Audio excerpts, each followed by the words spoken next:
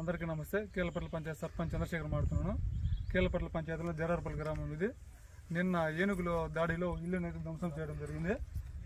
వీళ్ళు ఊర్లో స్థలం లేక, ఇల్లు లేక వాళ్ళు ఇక్కడే పొలం దగ్గరే వాళ్ళు వ్యవసాయం చేసుకుంటూ ఇక్కడ ఇల్లు కట్టుకొని జీవిస్తున్నారు. ఇక్కడ నిన్నటి పొద్దున్న ఒక 5 గంటల గ్రామంలో వచ్చి ఏనుగులు వచ్చి వాళ్ళ ఇంటి పైకి వచ్చి లోపలంతా గోలంతా దొబ్బేసి కూడా వాళ్ళు కొనుక్కో ఉంటే వాళ్ళు చూసి భయంతో వాళ్ళు పరుగులు పెట్టడం జరిగింది. లోపల ఉన్న ధాన్యాలు, ఒడ్లు కానీ రాగులు కానివ్వండి అన్నీ కూడా తినేసి గోడ దొబ్బిచ్చేసి ఇక్కడ చాలా వరకు నష్టం చేసి వాటి పైన వెళ్ళిపోయినాయి.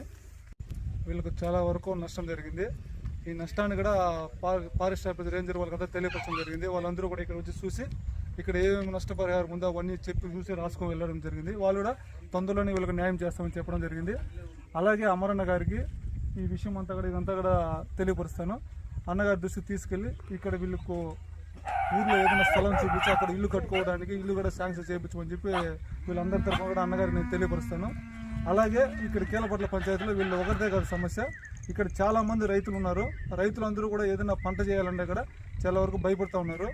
పంట అంతా చేసి లాస్ట్లో కోతకు వచ్చే టైంలో కూడా ఏనుగులు వచ్చి ధ్వంసం చేసి అంతా కూడా నాశనం పడిస్తున్నాయి. అందుకని చాలా వరకు రైతులందరూ కూడా పంటలు చేయడానికే మానేస్తున్నారు. ఇదంతా గమనించి అమరన్న గారు పైదాకా తీసుకెళ్ళి ఏనుగుల దాడి నుంచి మాకు రక్షించాలని కోరుకుంటున్నాము.